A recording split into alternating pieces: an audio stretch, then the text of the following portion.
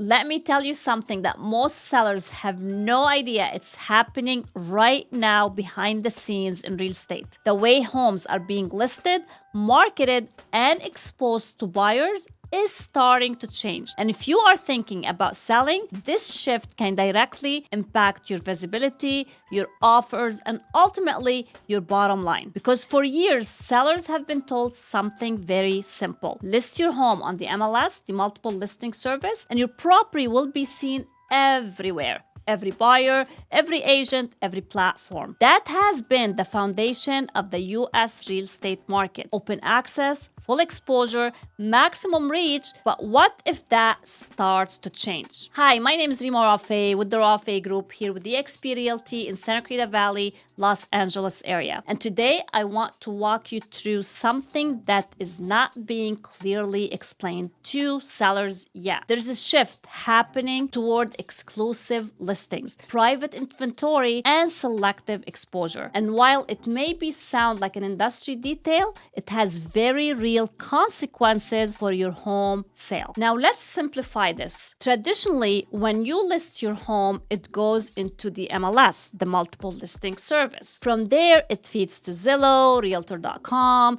Redfin, etc. All agents network. And thousands of websites. That system creates competition, it creates visibility, and it creates opportunity. The more people who see your home, the higher the chance for strong offers. That is what has made the United States real estate system so powerful. But now, some brokerages are starting to shift away from that model, at least partially. They are holding listings intentionally. They are marketing homes privately before going public. In some cases, they're not putting listings on the MLS at all. These are called exclusive listings or off-market listings. Now let's pause here because this is where sellers need clarity. This is not automatically bad, but it's not automatically good either. It depends entirely on how it is used. So why are brokerages doing this? Because control equals leverage. If a brokerage controls more listings, they control access. If they control access, they attract more buyers and more agents. And if they attract more agents, they gain more market share. It becomes a cycle.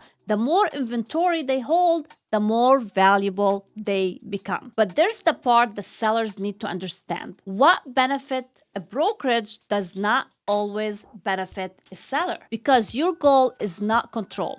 Your goal is exposure. Your goal is not exclusivity. Your goal is competition. And those are two different strategies. Now let's talk about what happens when a home is not fully exposed. When a listing is limited to a similar network, fewer buyers see it. When fewer buyers see it, fewer buyers compete. And then fewer buyers compete, pricing power weakens. That is the risk. Now let's go deeper because this is where the real estate understanding happens. In real estate, price is not just about the home. It's about the reaction to the home. It's about how many people see it, how many people want it, and how many people are willing to compete for it. That's what drives price. So when the exposure is reduced, the reaction is reduced, and when the reaction is reduced, the outcome can be reduced. Now let's talk about buyer behavior because this is where this becomes very real. Buyers today are already more cautious. They are already more analytical and they're more selective. They are comparing options, watching prices, and evaluating value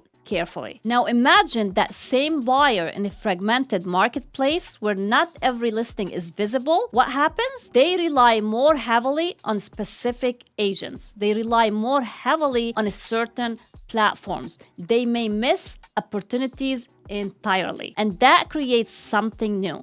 Not all buyers are seeing all homes. Now bring that back to you as a seller. Do you want your home in front of every possible buyer, or do you want it in front of limited group? Because that decision can affect your outcome more than most sellers realize. And let's talk about something else is happening at the same time. Inventory is rising in many markets, not dramatically, but enough to create more choices. And when buyers have more choices, they become more selective. And when buyers are more selective, exposure becomes even more important, because now you're not just competing with one or two homes, you are competing with many. Now, layer in something else. Builders.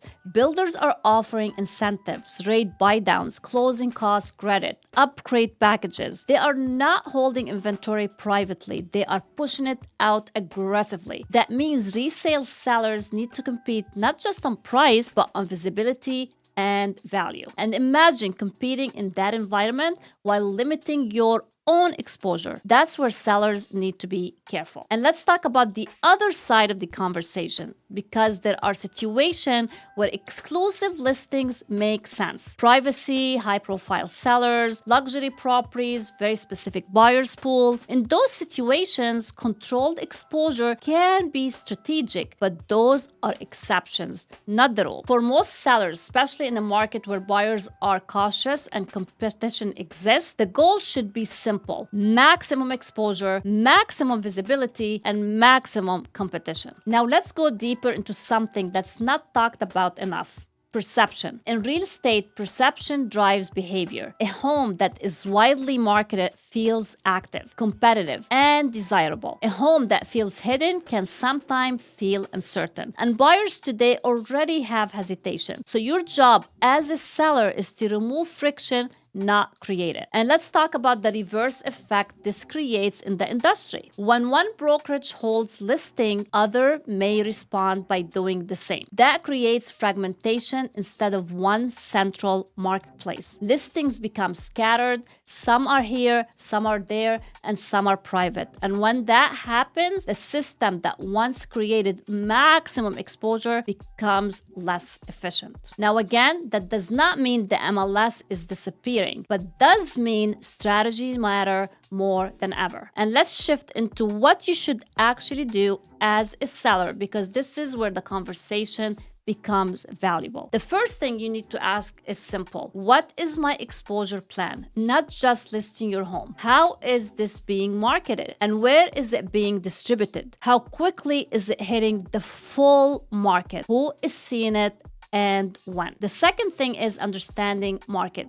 The first week on the market are your most valuable window. This is where your listing is fresh, and that's when buyers are watching. That's when agents are paying attention. If you delay exposure or limit it during that window, you're giving up on your strongest moment. And the third thing is pricing, because even with full exposure, if pricing is off, you lose momentum. If pricing is correctly and exposure is strong, you can create competition, and competition protects your price. And let's talk about what happens when sellers get this wrong. When exposure is limited and pricing is high, the home sits. And when the home sits, perception changes. When perception changes, offers weakens, and then the price reductions begin. And once reductions begin, leverage disappears. That is the chain reaction. Now let's talk about leverage, because that is everything in real estate. The seller with leverage negotiates. The seller without leverage reacts. Exposure creates leverage. Competition creates leverage. Strategy creates leverage. Let's zoom out for a second, because this is the bigger picture than just listings. This is about the evolution of the real estate marketplace. Technology is changing.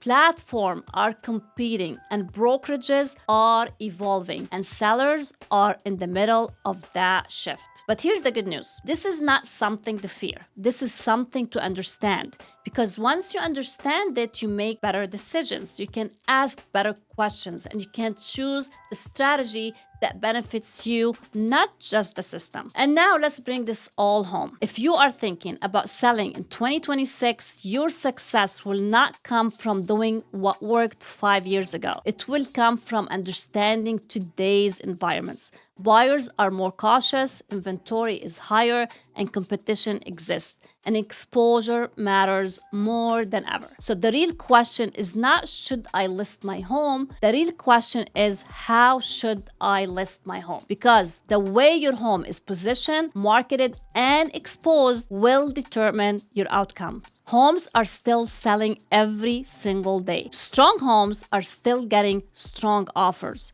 but the homes that win are the ones that are positioned correctly from the beginning. So if you're thinking about selling and want strategy that built for today's market, not yesterday's expectation, I would love to help you navigate that. My name is Rima Rafeh with the Rafeh Group here with the XP Realty in the Santa Clarita Valley, Los Angeles area. And if you like this video, please like, subscribe, and share, and we'll see you on the next one.